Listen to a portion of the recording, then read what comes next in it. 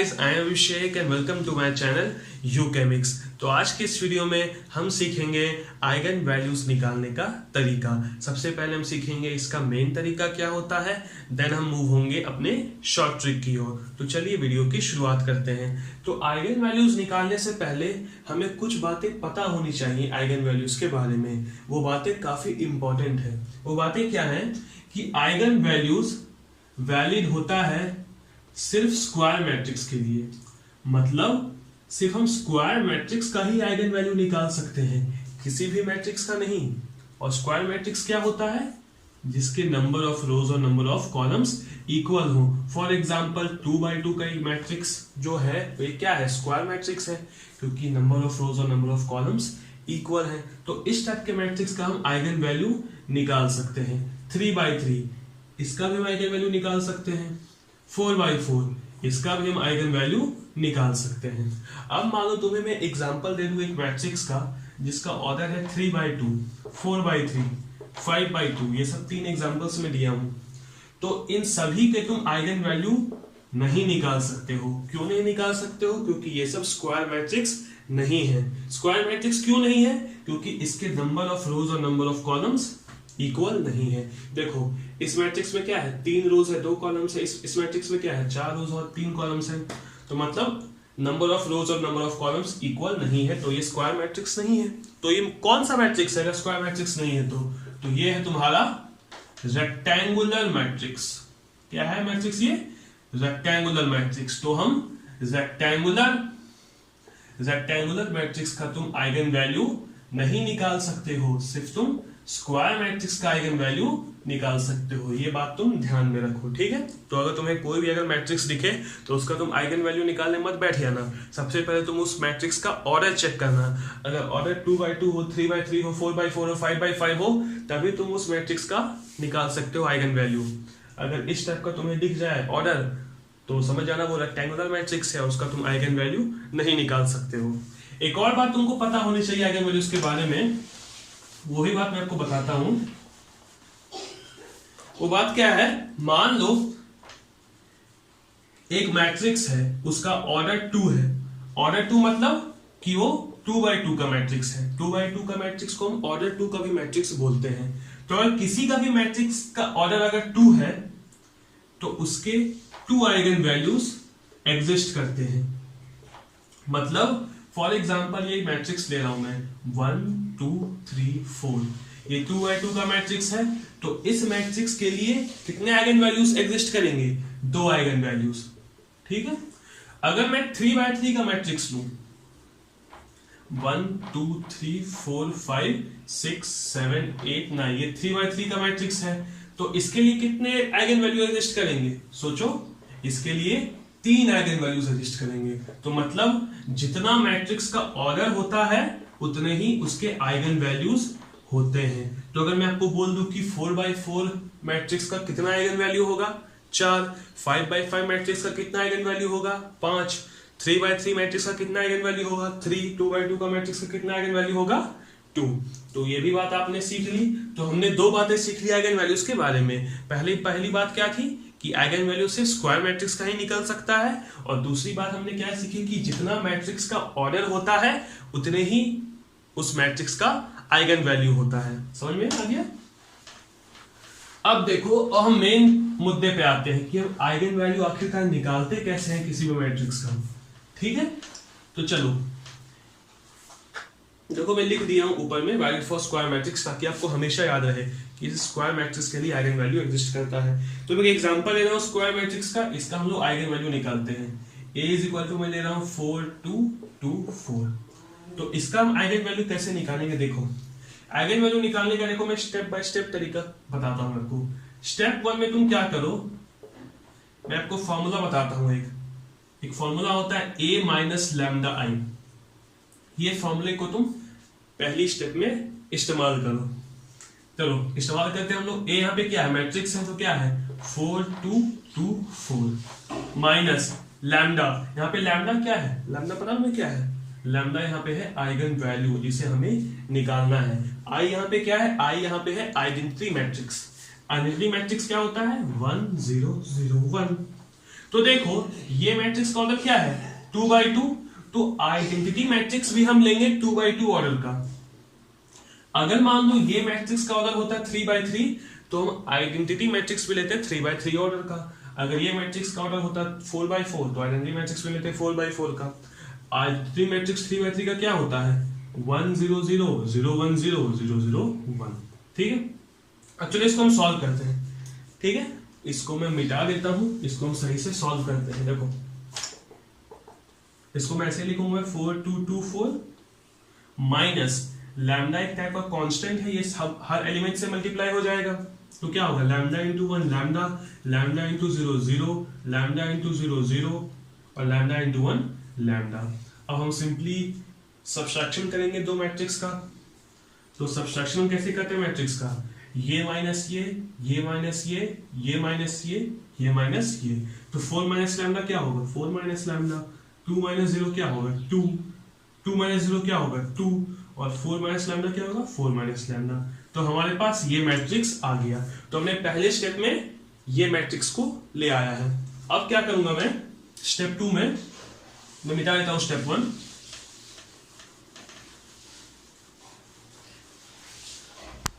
हम स्टेप 2 में ये जो हमारा मैट्रिक्स आया है इसका हम डिटर्मिनेंट निकालेंगे। 4 माइनस लैम्डा 2 2 4 माइनस लैम्डा। ठीक है, इसका तुम डिटर्मिनेंट निकालो, क्या होगा इसको इससे मल्टीप्लाई करो माइनस इसको इससे मल्टीप्लाई करो, क्या होगा 4 माइनस लैम्डा का स्क्वायर माइनस 4। अब इस डिटर्मिनेंट को तुम 0 से इक्वल कर दो। ठीक है, स्टेप 2 में क्या किया कि डिटर्मिनेंट निकाल के हमने 0 से इक्वल कर दिया। तो देखो इसको तुम सॉल्व करो, ये क्या है a माइनस बी के फॉर्म में है, a माइनस बी का होल स्क्वायर के फॉर्म में है, तो क्या होता है a square plus b square minus 2ab। तो वही करेंगे हम 16a square plus b square minus 2ab। ठीक है, माइनस 4 इक्वल टू 0। तो क्या होगा lambda square minus 8 lambda plus 12 equal to 0। तो ये जो तुम्हारा इक्वेशन बन के आया इसको हम क्या कहते हैं, इसको हम कहते हैं कैरेक्टरिस्टिक इक्वेशन। ध्यान में रहे, इसको हम क्या कहते हैं कैरेक्टरिस्टिक इक्वेशन। ठीक है, ये कैरेक्टरिस्टिक इक्वेशन को तुम शॉर्ट में भी ला सकते हो। ये कैरेक्टरिस्टिक इक्वेशन को हम क्या किए इतने लंबे प्रोसेस के बाद लाए, इसको तुम शॉर्ट में भी ला सकते हो। मैं बताता हूं तुम कैसे ला सकते हो शॉर्ट में। देखो हमारे पास कौन सा मैट्रिक्स था, ये मैट्रिक्स था 4 2 2 4, यही मैट्रिक्स था हमारा। इस मैट्रिक्स का तुम ट्रेस फाइंड आउट करो, ट्रेस ऑफ ए। ट्रेस क्या होता है सम ऑफ डायगोनल एलिमेंट्स, तो जोड़ दो 4 प्लस 4 क्या होगा 8। ठीक है, अब तुम इस मैट्रिक्स का डिटर्मिनेंट फाइंड आउट करो। डिटर्मिनेंट क्या होगा 4 इंटू 4 16 माइनस 4 क्या होगा 12। तो कैरेक्टरिस्टिक इक्वेशन का क्या फॉर्मूला होता है, अगर 2x2 का मैट्रिक्स अगर दिया हुआ है 2x2 मैट्रिक्स के लिए कैरेक्टरिस्टिक इक्वेशन का क्या फॉर्मूला होता है lambda square minus trace of A lambda plus determinant of A equal to 0। तो इसका मतलब क्या होगा lambda square minus trace of A क्या है 8 lambda plus determinant of A क्या है 12 इक्वल टू 0। तो देखा मैंने शॉर्ट ट्रिक से ही फाइंड कर लिया कैरेक्टरिस्टिक इक्वेशन। हमने इतना लंबा प्रोसेस के बाद भी फाइंड कर लिया है और इतना शॉर्ट तरीका में भी फाइंड कर लिया कैरेक्टरिस्टिक इक्वेशन। आपको जो तरीका पसंद आए वो तरीके से आप फाइंड आउट कर सकते हो कैरेक्टरिस्टिक इक्वेशन। मैं आपको बता क्यों रहा हूं ये इक्वेशन, क्योंकि कभी कभार एग्जाम ये इक्वेशन भी पूछ देता है कि बताओ ये मैट्रिक्स का ये कैरेक्टरिस्टिक इक्वेशन क्या होगा। ठीक है, इसलिए मैं आपको इस इक्वेशन पे फोकस कर रहा हूं। तो आप दोनों मेथड से निकाल सकते हो, इतना लंबा मेथड से भी निकाल सकते हो, इतना छोटा मेथड से भी निकाल सकते हो कैरेक्टरिस्टिक इक्वेशन। तो हमारा मेन मोटो यही है कैरेक्टरिस्टिक इक्वेशन निकालना। इसको हम फिर सॉल्व करेंगे तो हमारा आइगन वैल्यू आ जाएगा। ठीक है, तो इसको हम सॉल्व करते हैं, इसको मिटा देता हूं। ठीक है, ऊपर वाले को मिटाता हूं। ठीक है, ऊपर वाले को मिटाता हूं। तो क्या है हमारा characteristic equation lambda square minus 8 lambda plus 12 equal to 0। ठीक है, इसको हम फैक्टराइज करेंगे। क्वाड्रेटिक इक्वेशन में क्या होगा lambda square minus 6 lambda minus 2 lambda plus 12 equal to 0। तो लैम्डा कॉमन लो तो क्या होगा लैम्डा माइनस 6 माइनस 2 कॉमन लो क्या होगा लैम्डा माइनस 6 इक्वल टू 0। तो क्या होगा lambda minus 2 lambda minus 6 equal to 0। तो इससे तुम्हारे पास लैम्डा के दो वैल्यूज आ जाएंगे, लैम्डा इक्वल टू 2 और लैम्डा इक्वल टू 6। ये दो जो तुम्हारे वैल्यूज आए वही तुम्हारे आइगन वैल्यूज होंगे। तो दो ही वैल्यूज आएंगे क्योंकि ये मैट्रिक्स क्या था, 2x2 ऑर्डर का था, तो दो आइगन वैल्यूज आए। अगर तुम्हारा एक आइगन वैल्यू आ रहा है तो समझ जाना कि तुमने कैलकुलेशन गलत किया है। ठीक है, अब देखो हमने इतना लंबा प्रोसेस से आइगन वैल्यू इस मैट्रिक्स का कैलकुलेट किया। अगर हम शॉर्ट तरीका अपनाएं तो हम कैसे कैलकुलेट कर सकते हैं? शॉर्ट तरीका हम चलो सीखते हैं सबसे पहले। तो आशा करता हूं मैंने तुमने ये चीज कॉपी कर लिया होगा, नहीं भी किया होगा तो तुम लोगों को आता होगा इतना। ठीक है, तो हम लोग शॉर्ट तरीका सीखते हैं जिसका तुम लोग इंतजार कर रहे हो। वो शॉर्ट तरीका क्या है? वो शॉर्ट तरीका छुपा हुआ है प्रॉपर्टीज ऑफ आइगन वैल्यूज में। ये आइगन वैल्यू का प्रॉपर्टी है। प्रॉपर्टी ऑफ आइगन वैल्यू क्या कहता है कि sum of eigen values equal होता है sum of diagonal elements of a matrix. Sum of diagonal elements of a matrix मतलब, चलो ये फिर से एग्जांपल ले लेता हूं मैं, जो पिछला वाला एग्जांपल था 4 2 2 4। इस मैट्रिक्स का तुम डायगोनल एलिमेंट्स का सम करो, क्या हो रहा है? 8 आ रहा है। और इस मैट्रिक्स का हमने आइगन वैल्यू भी कैलकुलेट किया था। क्या था आइगन वैल्यू? 2 और 6। तो 2 और 6 को भी जोड़ोगे क्या होगा? 8 ही आएगा। तो प्रूफ हो गया हमारा ये चीज कि आइगन वैल्यूज का सम इक्वल होता है डायगोनल एलिमेंट्स के सम के। तो इसी प्रॉपर्टी का यूज करके चलो हम एक क्वेश्चन बनाते हैं जो 2019 में पूछा गया था। वो क्वेश्चन क्या था? ये क्वेश्चन पूछा गया था हमें एमएसक्यू पार्ट में। ठीक है, क्वेश्चन क्या था? हमें एक मैट्रिक्स दिया हुआ था A इज इक्वल टू 1 2 2 1। ये मैट्रिक्स दिया हुआ था हमें, और इस मैट्रिक्स का हमें आइगन वैल्यू फाइंड करना था। और हमारे पास ऑप्शन दिए हुए थे, 4 ऑप्शन दिए हुए थे, A B C D। वो 4 ऑप्शन क्या थे? -1 1 2 और 3। अब देखो कोई नॉर्मल बच्चा इस क्वेश्चन को कैसे बनाएगा? ये पूरा मेथड को अप्लाई करेगा, कैरेक्टरिस्टिक इक्वेशन फाइंड करेगा, देन उसको सॉल्व करेगा, देन वो आइगन वैल्यू निकालेगा। लेकिन हम अगर ये प्रॉपर्टी यूज करें तो ये प्रॉपर्टी से 1 सेकंड में क्वेश्चन बन जाएगा। देखो कैसे करेंगे। देखो हम सबसे पहले क्या करेंगे? डायगोनल एलिमेंट्स का सम करेंगे। तो डायगोनल एलिमेंट्स का सम यहाँ क्या होगा? 1 + 1 तो क्या होगा? 2। अब देखेंगे कि ऑप्शन में से कि कौन से दो आइगन वैल्यूज का सम 2 के इक्वल आ रहा है। दो आइगन वैल्यूज हम क्यों लेंगे? क्योंकि हमें पता है कि इस मैट्रिक्स के दो ही आइगन वैल्यूज एग्जिस्ट करेंगे, क्योंकि ये 2x2 का मैट्रिक्स है। तो देखो चारों ऑप्शन में से किन्हीं दो को तुम जोड़ो, अगर सम 2 के इक्वल आता है तो वही दो आइगन वैल्यूज होंगे। तो देखो इसको जोड़ के देखो, सम 2 आया? नहीं, 0 आएगा। -1 + 2 क्या होगा? 1। ये भी नहीं है। -1 + 3 ये है, तो यही और यही होंगे आइगन वैल्यूज। देखो -1 + 3 क्या होगा? 2 2 = 2 आ गया। और प्रॉपर्टी यही कहता है कि sum of eigen values equal होना चाहिए सम ऑफ डायगोनल एलिमेंट्स के। तो हमारे पास ये आ गया आंसर, -1 और 3। कितना आसान है, 1 सेकंड लगा कि नहीं लगा? तो प्रॉपर्टी ऑफ आइगन वैल्यूज का इस्तेमाल करके हम लोग क्वेश्चन को कितना आसानी से बना सकते हैं। ठीक है, एक और प्रॉपर्टी मैं तुम्हें सिखा देता हूं, वो प्रॉपर्टी भी काफी आसान है, उसका भी तुम यूज कर सकते हो। वो प्रॉपर्टी क्या कहता है? देखो वो प्रॉपर्टी कहता है तुम्हें कि determinant of a matrix equal होता है प्रोडक्ट ऑफ आइगन वैल्यूज के। प्रोडक्ट ऑफ आइगन वैल्यूज के, समझ में आ गया? वही अगर मैं क्वेश्चन लूं 1 2 2 1, इसका तुम डिटर्मिनेंट निकालो, क्या होगा? 1 - 4 क्या होगा? 3 -3। तो हम ऑप्शन में से देखेंगे कि किसका प्रोडक्ट -3 के इक्वल आता है। तो तुम ऑप्शन क्या था हमारे पास? यहाँ -1 था, यहाँ 2 था, सॉरी यहाँ 1 था, यहाँ 2 था, और यहाँ क्या था? 3 था। तो अब इसी बात है, -1 और 3 ही का ही सम से -3 आएगा। तो ये और यही ऑप्शन भी सही होंगे। तो इस प्रॉपर्टी का इस्तेमाल करके भी हम इस क्वेश्चन को बना सकते हैं तुरंत। अब देखो इस प्रॉपर्टी का एक और यूज है, ये प्रॉपर्टी का, ये बहुत इंपॉर्टेंट प्रॉपर्टी है, del A is equal to product of eigen values. एक क्वेश्चन इसका सॉल्व करते हैं। ठीक है, वो क्वेश्चन क्या है मैं मिटाता हूं। ठीक है, काफी बड़ा हो गया बोर्ड, मिटा देता हूं मैं इसको पूरा। क्वेश्चन क्या है, क्वेश्चन लेता हूं। वो क्वेश्चन है, एक दो मैट्रिक्स दिया हुआ है, वो मैट्रिक्स क्या है तुम्हारे पास, 8 माइनस 6, 2 माइनस 6, 7 माइनस 4, 2 माइनस 4 और 3। इस मैट्रिक्स का तुम्हें आइगन वैल्यूज पहले से दिया हुआ है 15, 3, 0। ये आइगन वैल्यूज है इस मैट्रिक्स के, और तुम्हें मैट्रिक्स का डिटर्मिनेंट फाइंड करना है। तो देखो नॉर्मल बच्चा कैसे बनाएगा इस क्वेश्चन को, वो डिटर्मिनेंट फाइंड करेगा इस मैट्रिक्स का, जो काफी लंबा प्रोसेस होता है। ये 3x3 का मैट्रिक्स है, तो जानते हो कितना माथाफोड़ी है इस मैट्रिक्स का डिटर्मिनेंट फाइंड करने के लिए। तो लेकिन अगर हम प्रॉपर्टी जानते हैं आइगन वैल्यूज का, तो इस क्वेश्चन को हम 1 सेकंड में बना सकते हैं। देखो कैसे, हमने प्रॉपर्टी सीखा था क्या कि डिटर्मिनेंट ऑफ क्या होता है, प्रोडक्ट ऑफ आइगन वैल्यूज।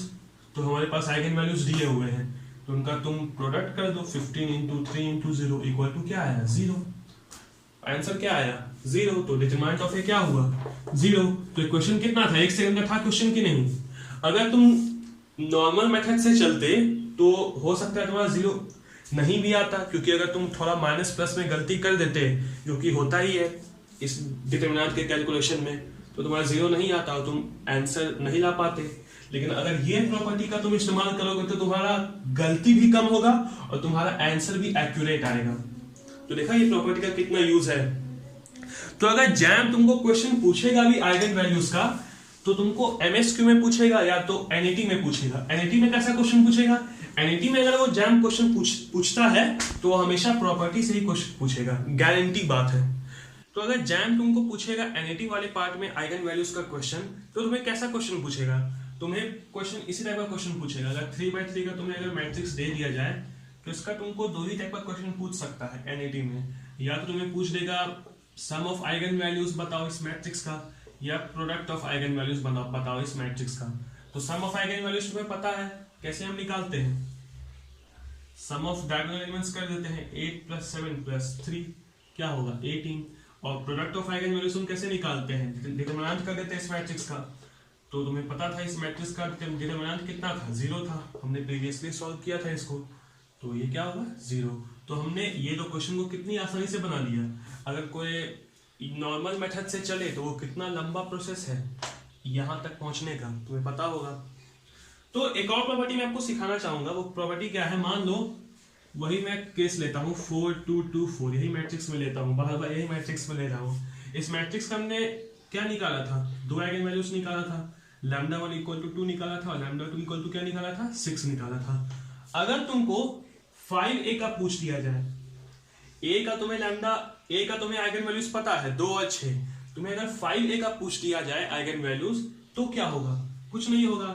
जिस नंबर से ये मैट्रिक्स मल्टीप्लाई हुआ है वही नंबर से ये आइगन वैल्यूज मल्टीप्लाई हो जाएगा। तो λ1 क्या हो जाएगा, 5 × 2 10, और λ2 क्या हो जाएगा, 5 × 6 30।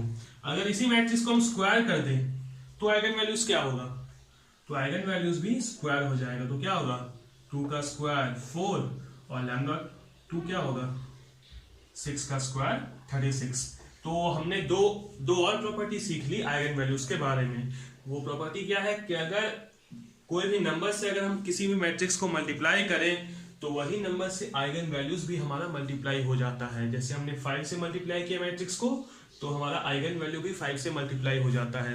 अगर हम मैट्रिक्स को स्क्वायर करें तो हमारा आइगन वैल्यू भी स्क्वायर हो जाता है। तो हमने प्रॉपर्टीज भी सीख ली आइगन वैल्यूज से रिलेटेड, और मुझे लगता है कि आपका जैम में कुछ क्वेश्चन छूटेगा अगर आइगन वैल्यू से आ गया तो अगर आपको ये वीडियो अच्छा लगे तो यार शेयर कर दो, ताकि बहुत सारे लोगों को ये कंटेंट मिले और उनको हेल्प हो। काफ़ी बच्चे नहीं जानते होंगे ये सब प्रॉपर्टीज़ के बारे में, तो शेयर कर दो उनको भी, और मेरे चैनल को सब्सक्राइब करो। So thanks for watching and stay at home and stay safe.